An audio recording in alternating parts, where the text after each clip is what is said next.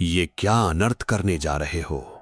रात में शव जलाने से बहुत बड़ा पाप हो जाएगा। चले जाओ वापस। कुछ अशुभ होने वाला है। मुझे डर लग रहा है। भागो, ये प्रेत है। मृत्यु इस सृष्टि का वो इकलौता सत्य है जिसे कोई टाल नहीं सकता। जो जन्मा है उसे एक ना एक दिन इस शरीर को त्यागना ही है। लेकिन क्या आपने कभी सोचा है कि हिंदू धर्म में किसी भी इंसान का अंतिम संस्कार यानी दाह संस्कार सूर्यास्त के बाद क्यों नहीं किया जाता? क्या होता है उस जीवात्मा के साथ जिसका शरीर रात के अंधेरे में पंच तत्वों में विलीन किया जाए? क्या सच में रात में चिता जलाने से आत्मा को कभी मोक्ष नहीं मिलता? क्या सच में वो हमेशा के लिए प्रेत योनि में भटकती रह जाती है? अगर मृत्यु का समय किसी के हाथ में नहीं है तो फिर अंतिम संस्कार के लिए सूरज के ढलने का इंतजार क्यों किया जाता है? आज हम गरुड़ पुराण के उस गूढ़ रहस्य और उस प्राचीन कथा को जानेंगे जो स्वयं भगवान श्री हरि ने पक्षीराज गरुड़ को सुनाई थी। एक ऐसी कथा जो आपको मृत्यु और उसके बाद के सफर की एक ऐसी सच्चाई बताएगी जिसे सुनकर आपकी रूह कांप जाएगी। समय अपनी गति से चल रहा था। एक दिन क्षीर सागर में भगवान श्री हरि विष्णु विश्राम कर रहे थे। तभी उनके परम भक्त पक्षीराज गरुड़ उनके पास आए। गरुड़ जी ने हाथ जोड़कर पूछा, हे माधव, हे कमल नयन, मृत्यु के बाद मनुष्य के शरीर का दाह संस्कार किया जाता है ताकि आत्मा इस नश्वर शरीर का मोह त्याग कर अपनी आगे की यात्रा पर जा सके। लेकिन हे प्रभु, मैंने देखा है कि पृथ्वी लोक पर अगर किसी की मृत्यु शाम के समय होती है तो उसके परिजन रात में उसका अंतिम संस्कार नहीं करते। वे शव को पूरी रात घर में रखते हैं और अगले दिन सूर्योदय का इंतजार करते हैं। हे अच्युत, आखिर सूर्यास्त के बाद चिता को अग्नि क्यों नहीं दी जाती? रात के अंधकार में अंतिम संस्कार करने से उस मृत आत्मा का क्या होता है? श्री कृष्ण ने हल्की सी मुस्कान के साथ गरुड़ की ओर देखा। उनकी आंखों में ब्रह्मांड का पूरा ज्ञान था। उन्होंने कहा, हे खगश्रेष्ठ गरुड़, तुम्हारा ये प्रश्न मानव जाति के कल्याण के लिए बहुत आवश्यक है। इस रहस्य को गहराई से समझने के लिए मैं तुम्हें प्राचीन काल की एक सत्य घटना सुनाता हूं। ध्यान से सुनो गरुड़। प्राचीन काल की बात है। गंगा नदी के तट पर बसी पवित्र काशी नगरी में वेद प्रकाश नाम का एक अत्यंत ज्ञानी ब्राह्मण रहा करता था, जहां सुबह की शुरुआत मंदिरों की घंटियों और वैदिक मंत्रोच्चार से होती थी। उस नगरी में वेद प्रकाश का नाम बड़े आदर से लिया जाता था। वेद प्रकाश का जीवन बहुत ही सादगी भरा था। उसका दिन भोर की पहली किरण के साथ गंगा के ठंडे जल में स्नान से शुरू होता और रात ईश्वर के गहरे ध्यान के साथ खत्म। वो वेदों, उपनिषदों और शास्त्रों का प्रकांड ज्ञाता था, लेकिन उसका सबसे बड़ा गुण ये था कि वो हमेशा दूसरों की मदद के लिए निस्वार्थ भाव से तैयार रहता था। वेद प्रकाश का एक ही पुत्र था, कार्तिक। कार्तिक अपने पिता की दुनिया था और कार्तिक के लिए उसके पिता ही सब कुछ थे। वो अपने पिता से इतना प्रेम करता था कि उन्हें जरा से भी तकलीफ नहीं होने देता था। पिता के जागने से पहले उनके लिए दातुन और जल की व्यवस्था करना, उनके वस्त्र धोना और उनके हर छोटे बड़े काम का ध्यान रखना, ये सब कार्तिक बिना कहे करता था। लेकिन कार्तिक में एक कमी थी। उसे शास्त्रों के गूढ़ ज्ञान, प्रकृति के नियमों और जीवन मृत्यु के पीछे छिपे रहस्यों के बारे में कुछ भी नहीं पता था। उसे लगता था कि जीवन केवल वही है जो इन भौतिक आंखों से दिखाई देता है, खाना, कमाना और अपनों के साथ रहना। मृत्यु के बाद क्या होता है, आत्मा की यात्रा क्या है, इस बारे में उसने कभी विचार ही नहीं किया था। कई बार वेद प्रकाश संध्या वंदन के बाद कार्तिक को पास बिठाकर संसार की नश्वरता के बारे में बताते, समझाते कि ये शरीर मिट्टी है और एक दिन मिट्टी में ही मिल जाएगा। लेकिन कार्तिक हंसकर बात टाल देता। वो कहता, पिताजी, आप हैं तो मेरा संसार है, मुझे इन गूढ़ बातों से क्या लेना देना। समय अपनी निर्दयी गति से आगे बढ़ता गया। ऋतुएं आईं और गईं। वेद प्रकाश का शरीर अब समय की मार से वृद्ध हो चुका था।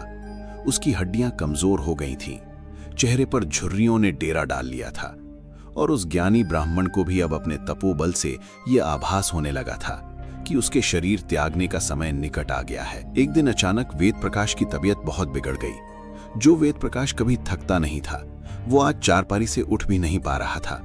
उसे तेज ज्वार आ गया और शरीर भट्ठी की तरह तपने लगा। कार्तिक ये देखकर बुरी तरह घबरा गया। उसकी आंखों के सामने जैसे अंधेरा छा गया। उसने दौड़ धूप कर पूरे नगर के सबसे अच्छे वैद्यों को बुलवाया। वैद्यों ने नाड़ी देखी, उनके माथे पर चिंता की लकीरें उभरी। तरह तरह की दुर्लभ जड़ी बूटियों का लेप लगाया गया, कड़वी से कड़वी दवाइयां दी गईं। कार्तिक ने रात दिन एक कर दिया। न वो सोया, न उसने अन्न का दाना मुंह में डाला। लेकिन विधि के विधान को कौन टाल सकता था? मृत्यु का समय तो विधाता के बही खाते में पहले से ही तय होता है। दवाइयों ने असर करना बंद कर दिया था। उस दिन आसमान में हल्के काले बादल छाए हुए थे, मानो प्रकृति भी किसी अनहोनी के शोक में डूबी हो। शाम ढल रही थी। गंगा नदी के घाटों पर संध्या आरती के शंख और घड़ियाल बजने लगे थे। सूरज धीरे धीरे लालिमा ओढ़े क्षितिज के नीचे जा रहा था और उसी के साथ वेद प्रकाश की सांसें भी उखड़ने लगी थीं। उनकी छाती तेजी से ऊपर नीचे हो रही थी। कार्तिक रोते हुए कांपते हाथों से अपने पिता का सिर अपनी गोद में रखे हुए था। वो उन्हें पुकार रहा था, पिताजी आंखें खोलिए, देखिए आपका कार्तिक आपके पास है, मुझे छोड़कर मत जाइए। लेकिन वेद प्रकाश की आंखें धीरे धीरे बंद होने लगी थीं। उनके चेहरे पर कोई दर्द नहीं था, बल्कि एक अजीब सी शांति थी, मोक्ष की शांति।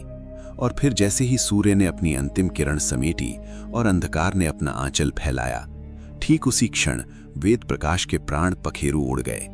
एक ज्ञानी और पवित्र आत्मा ने शरीर का त्याग कर दिया। पूरे घर में अचानक एक खौफनाक सन्नाटा छा गया और अगले ही पल कोहराम मच गया। कार्तिक की दिल दहला देने वाली चीखें घर की दीवारों को चीरने लगीं। वो अपने पिता के सीने से लिपटकर पागलों की तरह रो रहा था। उसका वो संसार जो केवल उसके पिता तक सीमित था, आज हमेशा के लिए उजड़ चुका था। आस पड़ोस के लोग, रिश्तेदार और नगर के ज्ञानी पंडित खबर सुनते ही अपने सारे काम छोड़कर तुरंत वेद प्रकाश के घर की ओर दौड़ पड़े। हर किसी की आंख नम थी, लेकिन जब तक सब वहां इकट्ठा हुए तब तक बाहर घुप अंधेरा छा चुका था। रात अपनी गहरी स्याही बिखेर चुकी थी। नगर के सबसे बुजुर्ग और ज्ञानी पंडित ने वेद प्रकाश के मृत शरीर को देखा। उन्होंने एक गहरी सांस ली और कार्तिक के कंधे पर हाथ रखा। उन्होंने भारी आवाज में कहा, पुत्र कार्तिक, स्वयं को संभालो। तुम्हारे पिता एक पुण्य आत्मा थे। उनका देहांत सूर्यास्त के बाद हुआ है। विधि का विधान और शास्त्रों का नियम यही कहता है कि अब इनका अंतिम संस्कार आज रात नहीं हो सकता। कल सुबह जब भगवान भास्कर उदय होंगे तभी इनकी चिता को अग्नि दी जाएगी। आज की पूरी रात हमें इनके पार्थिव शरीर के चारों ओर बैठकर हरि कीर्तन करना होगा और इस शरीर की रक्षा करनी होगी। पंडित जी की ये बात कार्तिक के कानों में पिघले हुए शीशे की तरह गिरी।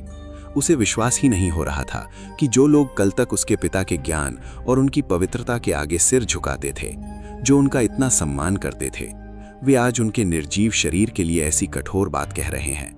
कार्तिक का मोह, उसका अगाध प्रेम और उसका दुख अब एक ऐसे हठ में बदलने लगा था जो किसी भी तर्क को सुनने के लिए तैयार नहीं था। उसे लग रहा था कि ये कोई धार्मिक नियम नहीं, बल्कि उसके पिता के निःसहाय शरीर के साथ एक घोर अन्याय है। वो पंडित जी की ओर मुड़ा। उसकी आंखें रो रो कर लाल अंगारे जैसी हो गई थीं और उसकी आवाज में एक अजीब सा आक्रोश था। वो रोते हुए बोला, नहीं, ये कैसे संभव है? मैं अपने पिता को इस अवस्था में रात भर इस ठंडी और कठोर जमीन पर नहीं छोड़ सकता। उनका शरीर पहले ही ज्वर से इतना टूट चुका है, वो कष्ट में है। जब मृत्यु आने का कोई निश्चित समय नहीं होता तो फिर अंतिम संस्कार के लिए सूरज के निकलने का इंतजार क्यों?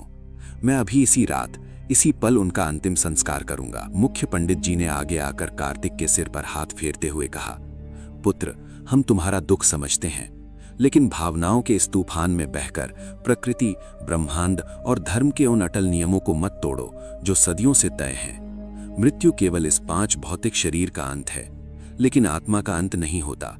शरीर से निकलने के बाद आत्मा की यात्रा बहुत लंबी, सूक्ष्म और अत्यंत कठिन होती है। इसे इस तरह समझो कार्तिक, जैसे कोई अनजान और निहत्था यात्री किसी घने, भयानक और अनजान जंगल में खो जाए। जब तक आसमान में सूर्य का प्रकाश रहता है, उसे पेड़ पौधे, रास्ते और पगडंडियां साफ दिखाई देती हैं, लेकिन जैसे ही सूरज ढलता है दिन की रोशनी खत्म होती है और रात का डरावना अंधकार छाता है। वो यात्री तुरंत रास्ता भटक जाता है। पंडित जी ने कहा, कार्तिक, भगवान सूर्य केवल उजाला देने वाले प्रकाश के स्रोत मात्र नहीं है, वे साक्षात चेतना है। वे पर ब्रह्म के नेत्र हैं और इस ब्रह्मांड में आत्मा के सबसे बड़े मार्गदर्शक हैं। मृत्यु के बाद सूर्य की किरणें ही उस सूक्ष्म आत्मा को एक सुनहरे धागे की तरह पकड़कर परलोक तक जाने का सही रास्ता दिखाती हैं। जब तक सूर्य आकाश में अपने रथ पर विराजमान होता है, स्वर्ग के और परलोक के द्वार सभी आत्माओं के लिए खुले रहते हैं। जैसे दिन ढलने पर एक राजा अपने महल के मुख्य द्वार बाहरी खतरों और सुरक्षा के लिए बंद कर देता है, ठीक वैसे ही सूर्यास्त के बाद स्वर्ग के द्वार भी बंद हो जाते हैं। और तब जब सूर्य का सात्विक प्रकाश नहीं होता, तब मृत्युलोक और पाताल लोक के बीच की नकारात्मक, तामसिक और आसुरी शक्तियां अपनी पूरी ताकत के साथ बहुत बलवान हो जाती हैं। वे रात के अंधेरे में ही अपना साम्राज्य फैलाती हैं। पंडितों ने कार्तिक को अंतिम और सबसे कठोर चेतावनी देते हुए कहा, अगर तुमने रात के समय इस अभेद्य अंधकार में चिता जलाई, तो स्वर्ग के द्वार बंद होने और दिशा का ज्ञान न होने के कारण तुम्हारे पिता की आत्मा अनंत शून्यता में रास्ता भटक जाएगी। अंधकार में भटकती हुई उस अकेली और असहाय आत्मा को शमशान में रात के समय विचरण करने वाली बुरी शक्तियां, पिशाच और दानव जकड़ लेंगे और तुम्हारे पिता जो इतने महान ज्ञानी और पुण्यात्मा थे, उन्हें शांति मिलने के बजाय हमेशा हमेशा के लिए एक अत्यंत कष्टदायी प्रेत योनि में भटकना पड़ेगा। लेकिन कार्तिक मोह और अज्ञानता में पूरी तरह अंधा हो चुका था। उसे ज्ञान की बातें अब कोरी बकवास लग रही थी। उसे केवल अपना दुख, अपनी जिद और अपने पिता के ठंडे पड़ते शरीर का मोह दिखाई दे रहा था। उसने किसी की एक नहीं सुनी। उसने अपनी हठ में बड़ों के कड़े विरोध के बावजूद उसी रात बांस काटे, अपने पिता की अर्थी तैयार की और कुछ डरे सहमे रिश्तेदारों को मजबूर करके उनके साथ शमशान की ओर चल पड़ा। रात का घुप अंधेरा था।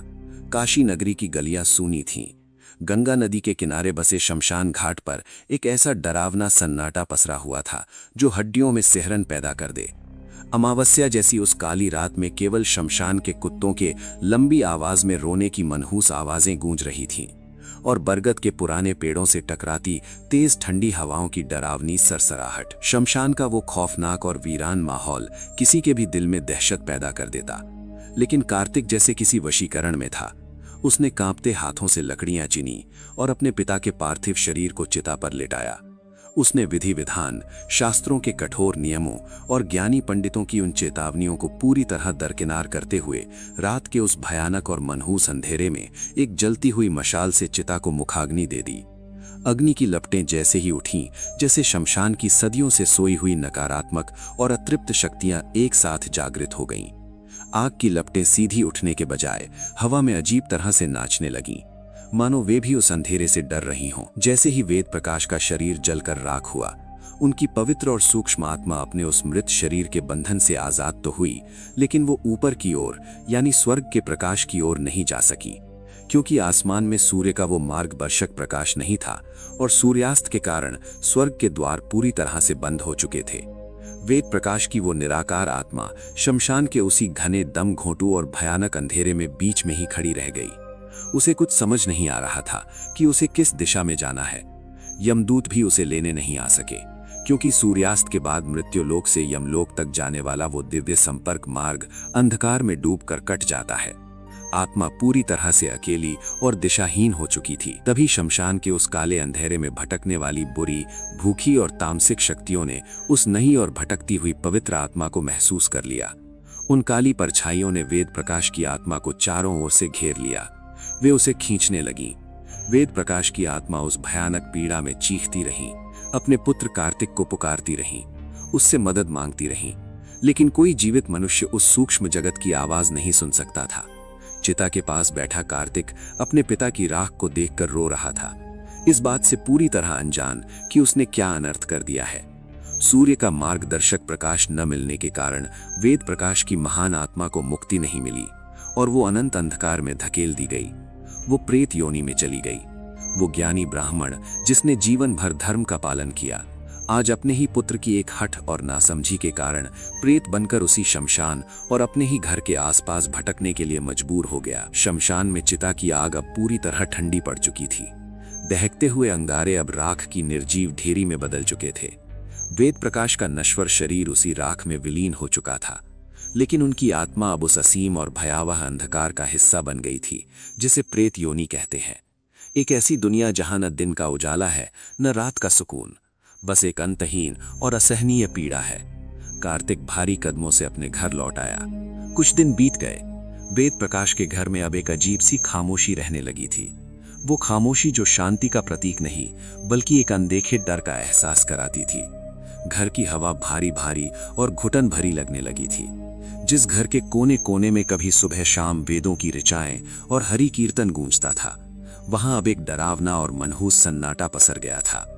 आंगन के बीचों बीच लगा तुलसी का पवित्र पौधा, जो वेद प्रकाश के समय हमेशा हरा भरा और प्रफुल्लित रहता था, वो अचानक एक रात कार्तिक अत्यंत मानसिक थकावट के कारण गहरी नींद में था। तभी उसे एक खौफनाक सपना आया, जो सपने से ज्यादा एक डरावना सच महसूस हो रहा था।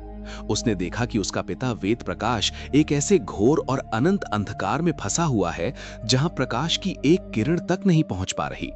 वेद प्रकाश का वो शांत और तेजवान चेहरा अब भयानक दर्द, भूख और यातना से विकृत हो चुका है।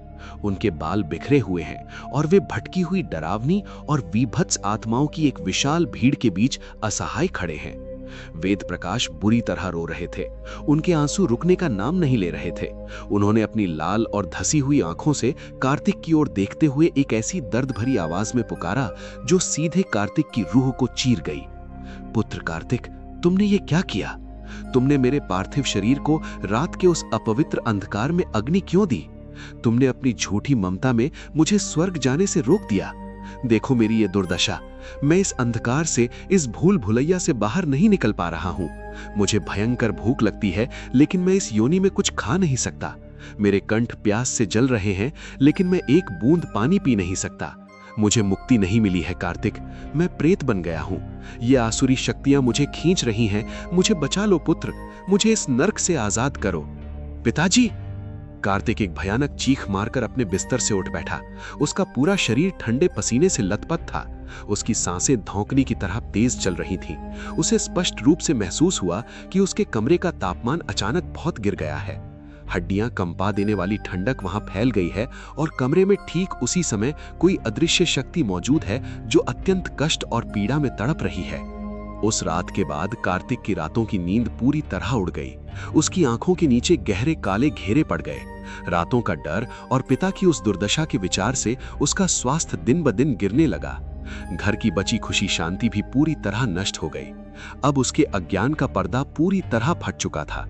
उसे समझ में आने लगा था कि पंडित जी की वो बातें कोई अंधविश्वास या ढोंग नहीं, बल्कि एक अटल और कठोर सत्य थी। उसे अपनी उस भयानक गलती और हठ का गहरा एहसास हुआ जिसकी इतनी बड़ी और खौफनाक कीमत उसके निर्दोष पिता चुका रहे थे। अगली ही सुबह आसमान में सूरज की पहली किरण निकलते ही कार्तिक पागलों की तरह नंगे पैर भागता हुआ उन्हीं बुजुर्ग और ज्ञानी पंडित जी के घर पहुंचा जिनकी बात और चेतावनी उसने उस मनहूस रात अहंकार में ठुकरा दी थी। कार्तिक बिना कुछ सोचे समझे सीधे उनके पैरों में गिर पड़ा। वो जमीन पर सिर पटक पटक कर फूट फूट कर रो रहा था। मुझे क्षमा कर दें पंडित जी, मुझे बचा ले। मैं मूर्ख था, मैं अज्ञानी था। मैंने आपके ज्ञान का अपमान किया, आपकी बात नहीं मानी और अपनी झूठी हठ में अपने पिता का अंतिम संस्कार सूर्यास्त के बाद कर दिया।